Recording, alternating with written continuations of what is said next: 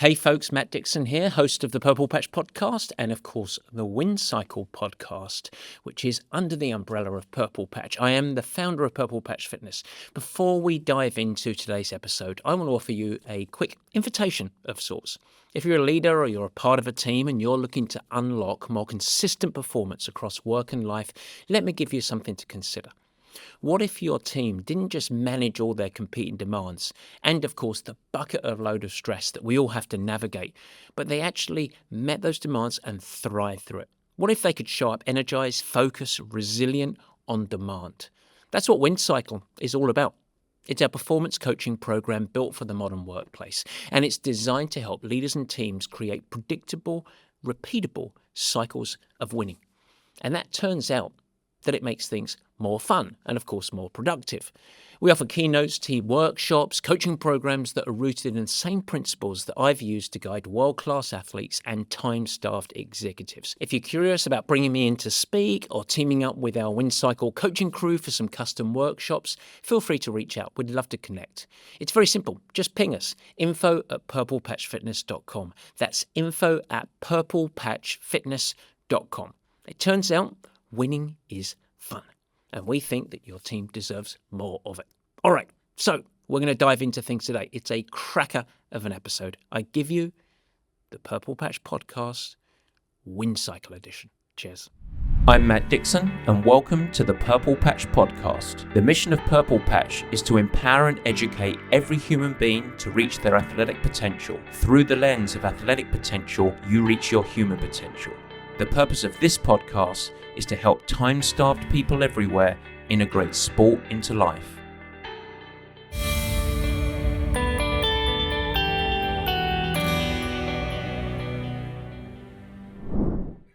And welcome to the Wind Cycle podcast. Yes, the Purple Patch podcast, but a Wind Cycle edition. As ever, I am your host, Matt Dixon, performance coach to world-class athletes and, of course, time-starved executives.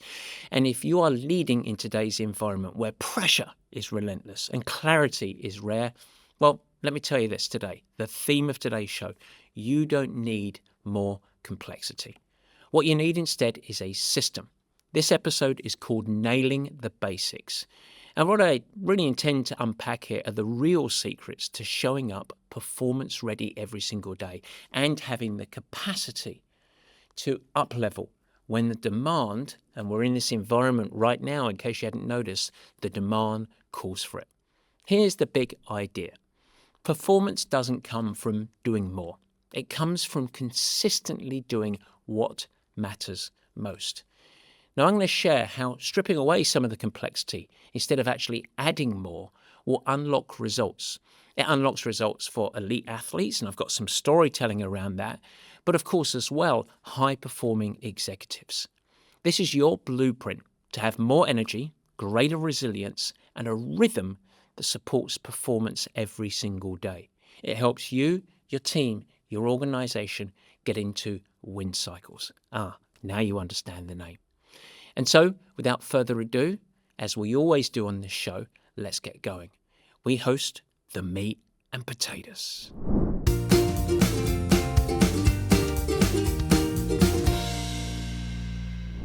Yes, the meat and potatoes. We are going to talk about nailing the basics, a core Purple Patch mantra.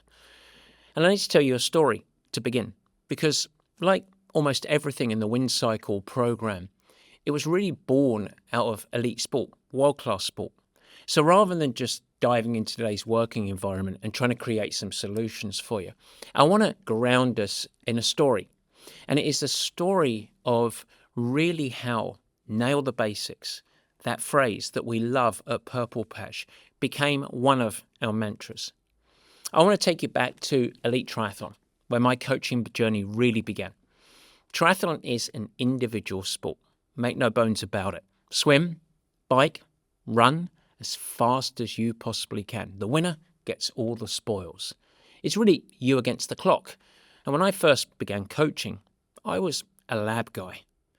My background is clinical physiology. I have a master's degree in it, and we did the full battery of testing on every single athlete. It was VO2 max assessments, blood lactate assessments. I can't tell you how many lactate curves that I've read. Specificity focused training, all science, all structure. And yeah, it was useful. But eventually, I realized that the biggest differentiator wasn't actually physiological. It was more cultural. See, I launched the Purple Patch Pro Squad. I had a polarizing methodology when it came to training endurance athletes. I wanted them to build a platform of health, readiness every single day. And I was coaching every single athlete as an individual athlete. After all, they had differing goals, different levels of development. They were male, female, they're all over the place. So I treated everyone as their own special person that had highly, here's the word, specific needs.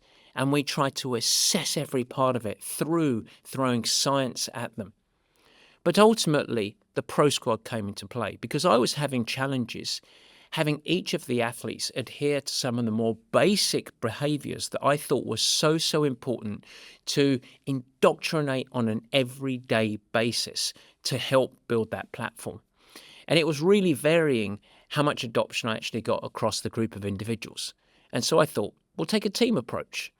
It wasn't really done with any foresight apart from I need to get these folks to behave as a group. And so we developed a group of world-class athletes who trained as a team. And to be part of it, you had to commit to a shared set of behaviors. We had consistent habits. We had them attend regular training camps. We had them shared review processes where they had to consistently reflect. We even had a mentorship program where the senior athletes didn't view the incoming and very fast junior athletes as threats to their sponsorship money or their prize money or anything else, but instead as opportunities to help them mentor new talent, to help them grow, which not only, of course, helped the junior athletes, but it ended up helping the senior athletes too. And you know what happened when we took this team approach? It took a little bit of time, but we ended up thriving, not just in results, but in other areas as well. Cohesion, resilience, consistency across the group. And that's the landscape here. But I need to tell you about a week in Scottsdale, Arizona. And that was a time where almost everything changed. We call it the Desert Camp Wake-Up Call. We had 12 of our pros in attendance, ready for some desert heat, big volume training. And at the time, the endurance world was shifting under our feet. It's full of young sciences, nutrition, a pretty young science, technological advances, etc. And we also found ourselves where the broader world was also shifting. This was in the late 2008, 2009, maybe into the 2010s. Social media was starting to become a thing. It was starting to build and boom. We had a host of new technology, GPS watches, power meters becoming very, very norm as a part of the elite athlete experience. We had recovery tools, ice baths, cryotherapy, supplements. And for 2 days, those first 2 days of camp, all I can remember is the non-stop questions from almost every one of the pros. Should I try this new supplement? How about this new diet hack? Would this gadget make me even faster? On day 3, I'll never forget it. I was standing in the driveway of our big house and I looked across these pros that had inundated myself and Paul, my assistant coach, question after question. What shall I add? Shall I add? Shall I add? Shall I add? And I looked at their bikes, and of the 12 bikes standing there in a driveway getting ready to go on a big bike ride, 11 of the 12 of them were filthy. They were caked in desert dust, a little bit of clay and mud. The basics were clearly being ignored. We have one of the saying, how you chop carrots is how you live your life. Well, these bikes were dirty. And there was an epiphany that occurred to me. These athletes were failing to nail the basics. I stopped before we even started the ride. I stopped the session. I pulled the plug. No ride. Let's go into the living room. We're going to have a chat. As we sat down as a group, I remember the words, "You're asking me what to add, but not one of you in this room is nailing the fundamentals of performance."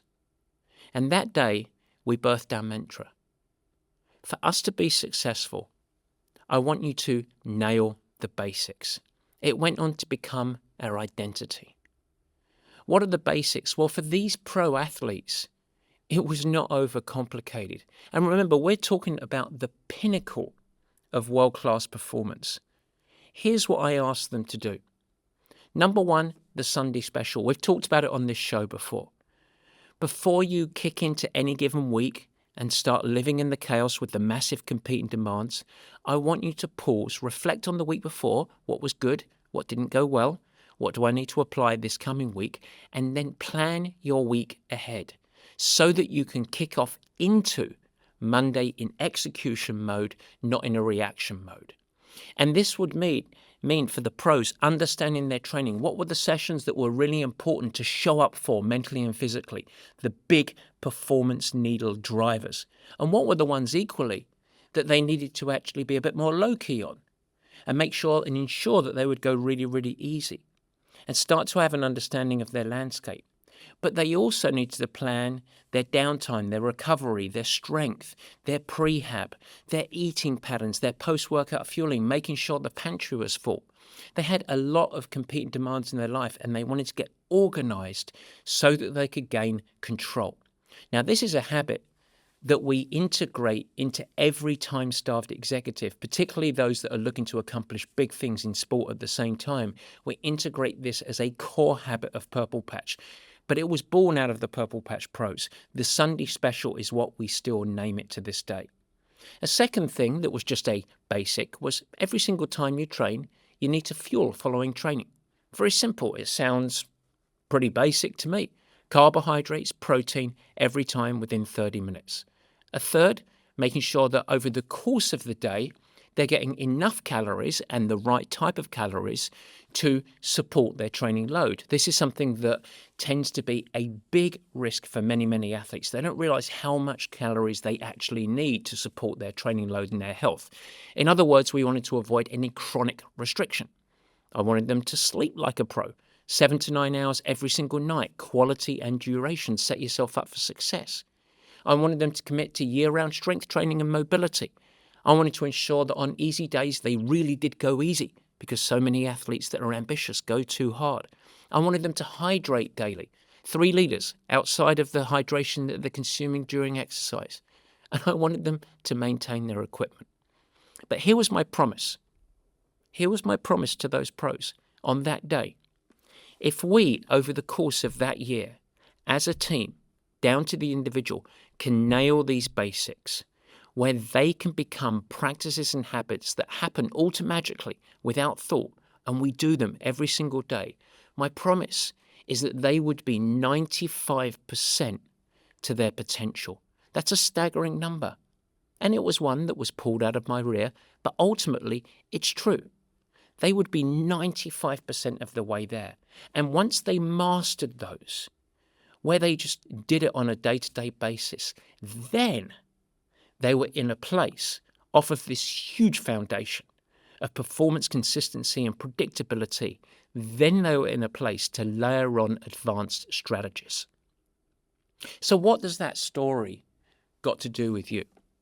Well, you might not be training for the Hawaii Ironman World Championships, but the parallels are crystal clear. If you're a founder, a managing director, leading a division, you are under immense pressure.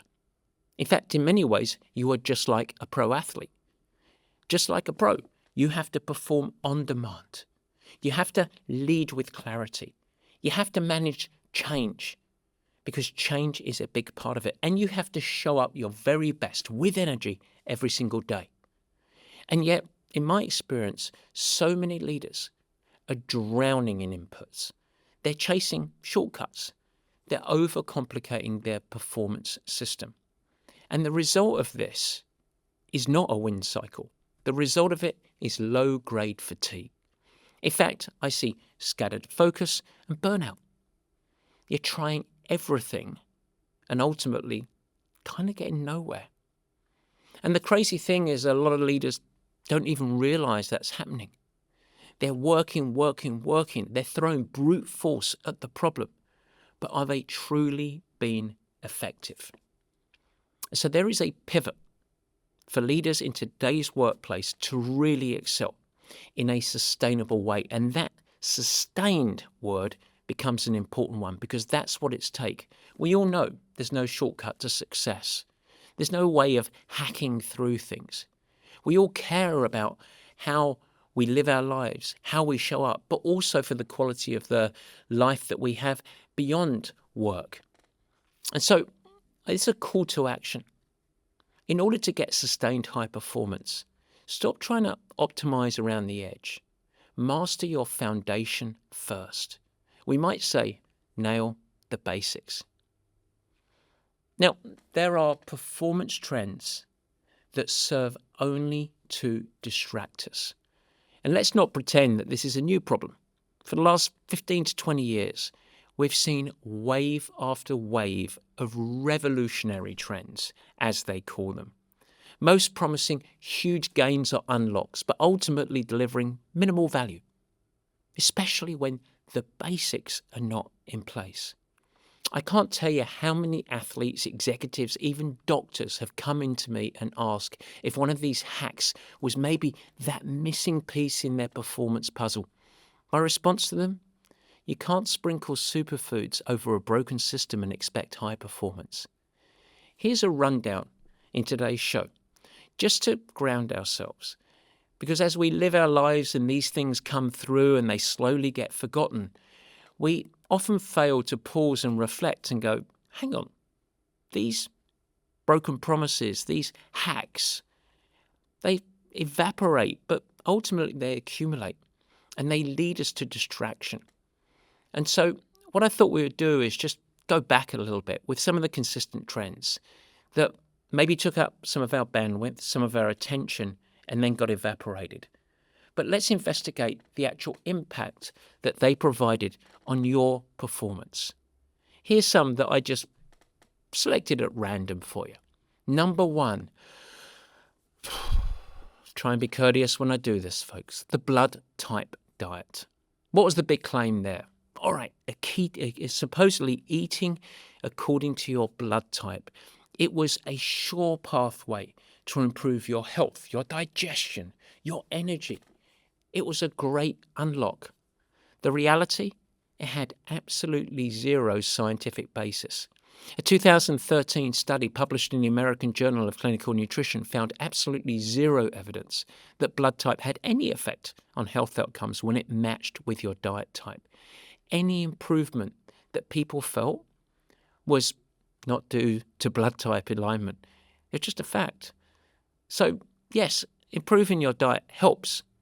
If it provides some attention there, great. But matching to your blood type, it's not a thing. And that's why you see it evaporate. How about bioresonance devices or those energy bracelets? Do you remember those things? These gadgets tune your energy and your energy field so that you can improve your sleep or your focus or your recovery. What's the reality here?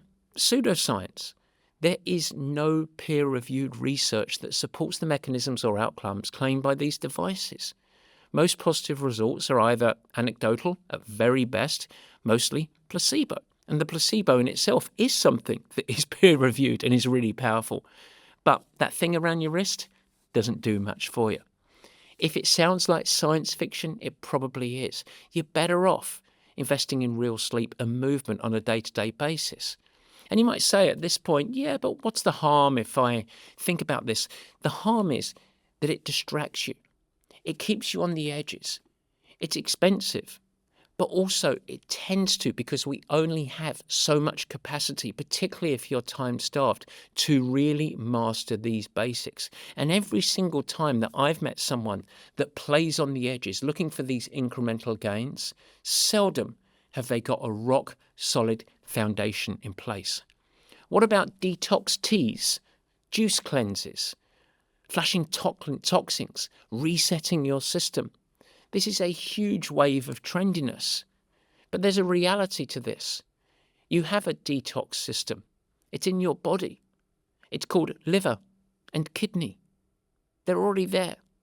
In 2015, a review of the Journal of Human Nutrition and Dietetics concluded that there is absolutely no clinical evidence supporting commercial detox diets for toxin elimination or sustainable weight loss. It's pseudoscience. Cleansing your body doesn't require herbal tea. It requires consistency in sleep when a lot of this stuff occurs, really good hydration to help cellular health, and positive habits building around nutrition. That's it. If you do that and you probably remove some alcohol from your diet, you're going to get those benefits. How about alkaline water and alkaline diets? This is a big one, and relatively recently from this. Shifting your body's pH can prevent disease and boost energy. That's the big claim. The reality, your body strictly regulates your pH in the same way that it regulates your temperature. It's no different to this, regardless of what you eat or you drink. A 2012 systematic review of the Journal of Environmental and Public Health confirmed that there is no scientific evidence that alkaline water meaningfully impacts cellular function or improves performance. And if you actually paused and understand just the very first little element of human physiology, you would just remove it as a consideration. It's clearly bunk. Instead of this, do something really simple. Eat a ton of fiber. Lots of vegetables, reduce your processed foods, not because of pH, but because it works as a platform of health. And here's one that many listeners will be currently spending a lot of money on right now: superfoods and adaptogenic blends. There's a whole industry out there, a multi-billion-dollar industry around this. 1 scoop a day, and it can replace your vegetables. It can boost your immunity. It can enhance your physical and mental performance. You know what's mental? Those claims. Some of the blends may contain some beneficial compounds. That's true. Greens, adaptogens, probiotics. But most of these are underdosed, pretty poorly absorbed, because it's not just what goes in, it's actually what's gets absorbed. And a lot of them are based on hype rather than real-world results. These things are not bad. It's not going to harm you, but they're not your foundation. They're not going to replace really good platform of eating with great foods and enough of it. They're not going to be the antidote to try and overcome the lack of movement in your body, or prioritizing sleep, or remaining hydrated in the day. And if you pause right now, do you truly consistently get good quality of sleep most nights?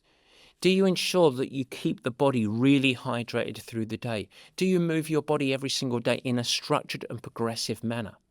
If your meals are erratic, your sleep is broken, and you haven't exercised in 3 days, I tell you something, a scoop of powdered spinach ain't going to help you. It's not going to save you. And that's the truth. Now, these trends, as I say, they're not dangerous. There's not a thing here where I'm telling you what to do. Feel free to adopt all of those. But let me tell you this. In my experience, they become distracting. They pull your attention away from what actually moves your needle.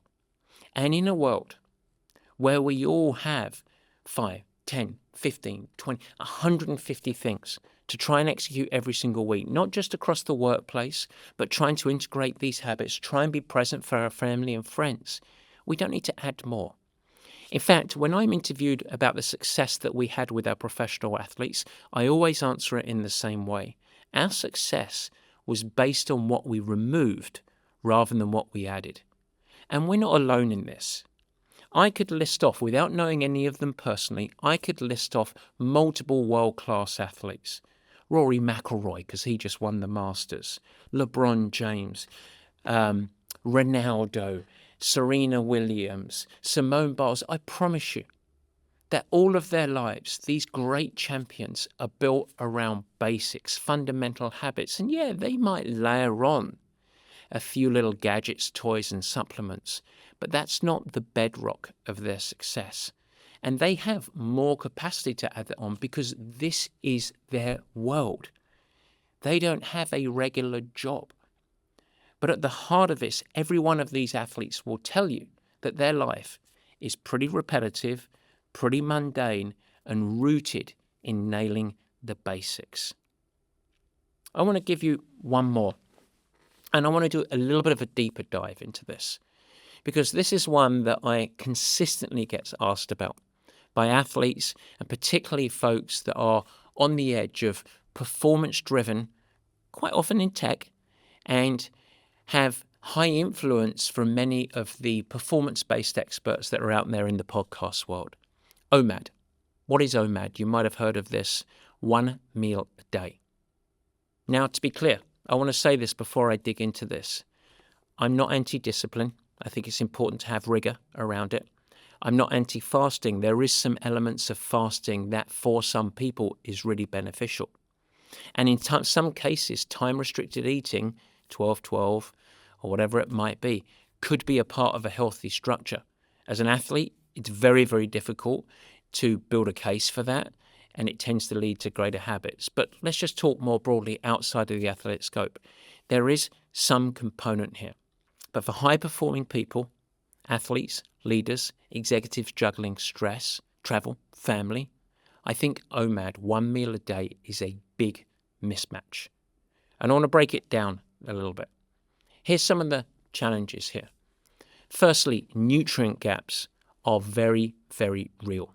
There's some science behind this. It's nearly impossible today to get your full day's requirement of protein, fiber, essential fats, vitamins such as magnesium, vitamin D, B12s, iron, etc. in a single setting. It's almost impossible. A 2021 review in Frontiers of Nutrition concluded that it carried a major risk of micronutrient inadequacy when those calories are matched. Your body just can't absorb it in 1 meal a day. In fact, a 2012 Journal of Nutrition found that fewer meals led to deficiencies in key nutrients across broad swaths of the population. There's a coaching reality here. I just don't think that you can perform a high level on a long-term basis when your level is empty. You need consistent distributed fueling so that you can repair, recover, adapt, and grow. It's important. A second big area that we have with 1 meal a day, glucose spikes, therefore leading to energy crashes. There's big science in this. When you spread out meals to become really frequent, they tend to cause bigger blood glucose swings. 2007 study in metabolism found that OMAD-style eating led to higher fasting glucose and poorer insulin response. Insulin is your managing hormone that tries to keep the body level on blood glucose, similar to when we talked about with pH in the blood. So when you have 3 meals a day spaced out, you tend to have more stable energy, or at least more stable blood glucose. So we want to maintain that. Participants in that study reported hunger, irritability, fatigue, and mood swings. Energy predictability matters, and it matters for you as an executive and a leader. You need to show up sharp. You need to have predictable energy. You don't want to crash. The third big challenge I have, and this is a huge one for competing athletes, but also time-starved athletes and folks that care about their performance and people that are exercising every single day, impaired muscle recovery. There's swaths of research around this. The International Society of Sports Nutrition recommends 20 to 40 grams of protein every 3 to 4 hours if you're going to maximize recovery and adaptations. So in other words, not condensing your protein into one big bout. It's going to minimize your recovery. So if you're someone that's looking to train for a marathon or looking to just improve their longevity or get ready for an Ironman or something like that, diluting it down to 1 meal a day, you simply can't get the protein doses spread out in the optimal fashion in order to maximize adaptations. So you're working really hard, you're doing these really hard intervals, and you're minimizing adaptation and recovery. It just doesn't make sense. You can't adapt to stress if your muscles never get the raw materials they need to rebuild. Number 4, and you know here at Purple Patch we care about long-term. Well, long-term sustainability, it breaks down with these types of OMAD approaches. It's rigid. This rigidity often leads to disordered eating. It leads to binge cycles, burnout. There's plenty of research that supports this, and that's not fun, it's not good. In fact, the research around eating behaviours links fasted eating in the short term to an increased risk of emotional dysregulation and food obsession. Orthorexia, if you've heard of that, an obsession around clean eating. A lot of these behaviours are born out of creating cages and rigid, inflexible structures around eating. The coaching reality is that if you can't maintain a really simple pattern of eating habits and practices through work stress, travel, family obligations, it's not really a system. It's a crash that's waiting to happen. Ultimately, in this little deep dive, the truth is that recovery is undersupported, consistency is unsustainable. It's just not healthy. And guess what? It's not that fun. Perhaps even worse, if you're vain, if you're someone like me, you're kind of a weirdo when you don't need to be one. You have an illusion of control, and perhaps that's a part of it. Now, it's not evil, but ultimately it's a blunt tool that's just ramped in hype. It promotes something that I really detest as a coach, black and white thinking, a shortcut mindset, some weird illusion of placing yourself under so much control. But it ignores the true physiological needs that all high performers share. You're not a monk. You're not living in a monastery. You're a leader who's trying to show up, deliver, and perform consistently. And for that, you need rhythm. You need fuel. You need flexibility. So the real solution for you is just build a performance base layer, a big part of our Win Cycle program. This is what every high performer that I've ever worked with has done successfully. Whether I'm talking about a world-class athlete, whether I'm talking about a C-suite executive, they all share it. It's this foundation of health. And guess what? It's really simple. It's not about living your life in a really rigid, structured way. And you've got to realize this. Take a step back. You've got limited bandwidth. You need to deliver consistently. So your edge is not going to be built around the periphery. It's going to be built on focusing on the boulders, not on the sand. Get that right. And so let's join the dots back to that story that we started with and nail your own basics. Organization first. Quite often the unlock of effectiveness. Every Sunday, with a proactive rhythm, reflect on your last week across all of the key components of life. Family and friends, kids, and all of that side of stuff.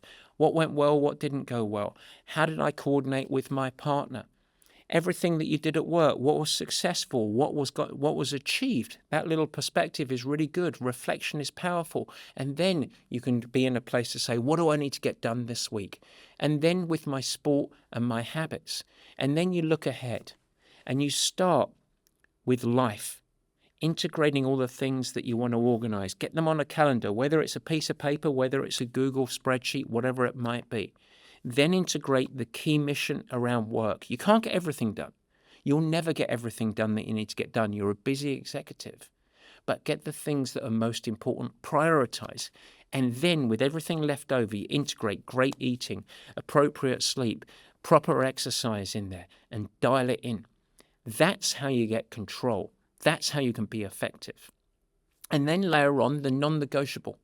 If you want all of the promises that all of these fads give you, start with sleep, a foundation for cognitive function, mood, strong immune system, and health.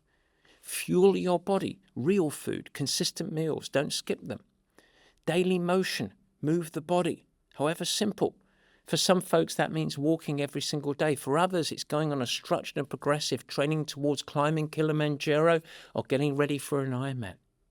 Make sure you've got some nervous system recalibration by some downtime recovery. Step away from the challenges. Build strength. It's really good for your posture. It's good for your body composition. It's great for your energy and cognitive function. And all of this stuff is backed by science. Countless science.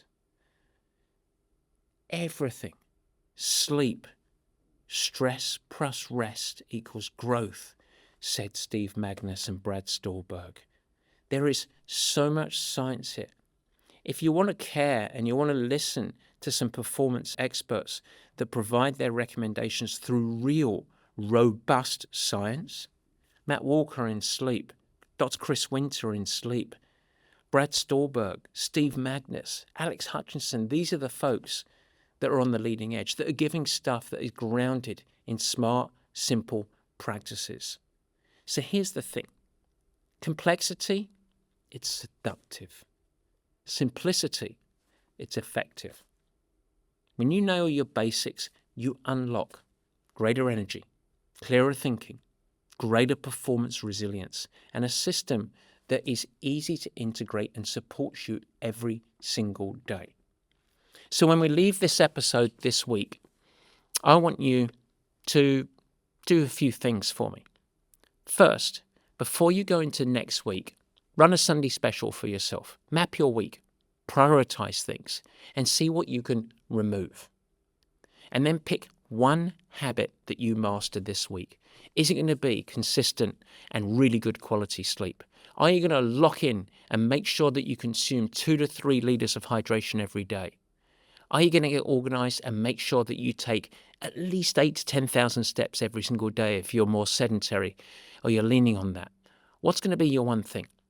And then at the end of the week, reflect. What went well? Did I nail my little goal for the week? Did I master a fundamental? What do I need to adjust and what I'm going to add from here? And that's how you build a little mini victory. And when you link that mini victory with one the week following, slowly you begin this magic word. What is it? Transformation. That's the unlock for everybody. We're just getting started. That's how you start to find at least the physical side of your wind cycle. I'll see you next time. Take care.